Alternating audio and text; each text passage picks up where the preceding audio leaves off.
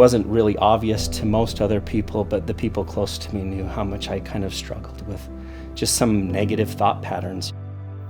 My name is Eric Swartz, and I live in Elk Ridge, Utah with my wife and 4 children.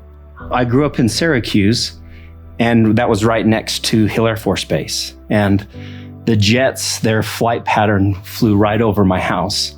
So I just kind of became very enamored with the idea of like flight especially, but then serving in the military.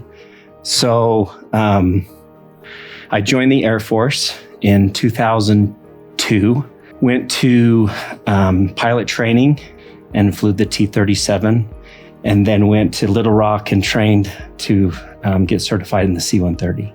Right after training, got to my first duty station.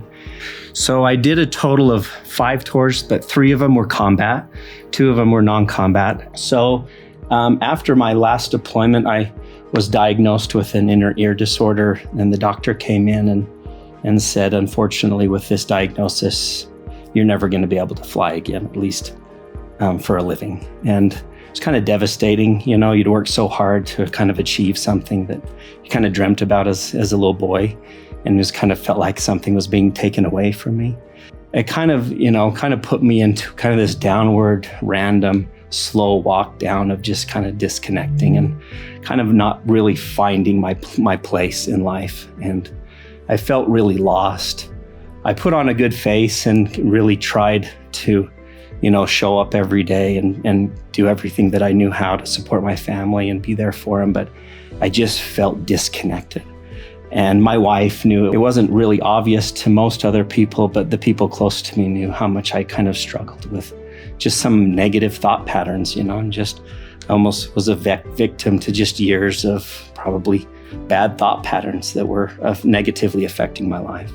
So she'd watched a documentary on Netflix about psychotherapeutics and just the benefits and some of the stories of different people that had used them with tremendous results. And so she recommended maybe we need to try this.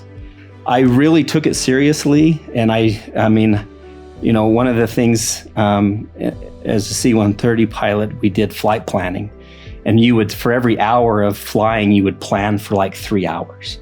So it was very intricate. You really were looking for all the details of your mission. I kind of approached this with the same mentality. Like I wanted to know as much as I could. So I started listening to podcasts. I read Michael Pollan's book, How to Change Your Mind. So yeah, I kind of was very deliberate and patient until I felt like I was ready to jump in the waters. So the mushroom experience gives you a lot to think about. It gives you a lot to process. So after the mushroom trip was really kind of when the work began, because it's almost like I have a different frame of reference, and now I have to live my life in light of that experience. And it just became this big informing experience but as I confronted a lot of those issues, a lot of those lies that I had told myself, I felt like I was able to untangle them with a lot of healing instead of creating more anxiety and more hopelessness and more a sense of disconnection. I felt like I was actually making progress. And I think a lot of that just came from that state of open-heartedness, that state of just accepting and appreciating. Prior to the mushroom experience, the surface of my mental sea was rough, wavy. It was like going scuba diving into the depths of my subconscious. It's like it calmed the sea up front.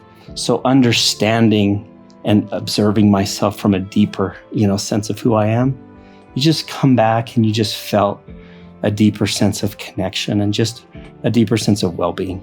Some of the main misconceptions I think people have of psychotherapeutics is that we need to be afraid of them, that we need to fear them to the point where we're not looking at the valuable tool that it can be for the mental health pandemic that we find ourselves in the middle of. Probably another misconception is that it's going to ruin your life, like that goes back with fear. I mean, I think preparation is important. Making sure that you've done the hard work before, or at least going in with an awareness of what you're about to experience, so that you're not clenching and resisting, that you can allow that experience. Because I think that's the benefit of it. You come back not clenching to life as much. I think they became illegal because of a knee-jerk reaction of fear. I think they became illegal back in the 1960s. And as soon as we made them illegal, it's now impossible to study the benefits, to actually understand what this tool is. And I think we're to a point now where we really need to re-examine what's dictating our laws surrounding this. And we have to look at the evidence. And the evidence coming out of like Johns Hopkins, the evidence coming from people with addiction problems, some of the results of people who have PTSD, untreatable depression.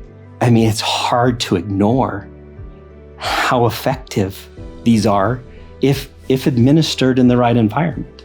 If administered in an environment that's safe for that individual, that's loving, that's supportive, that helps them integrate. I think we might have stumbled on one of the greatest tools for mental health that we'll probably ever have discovered.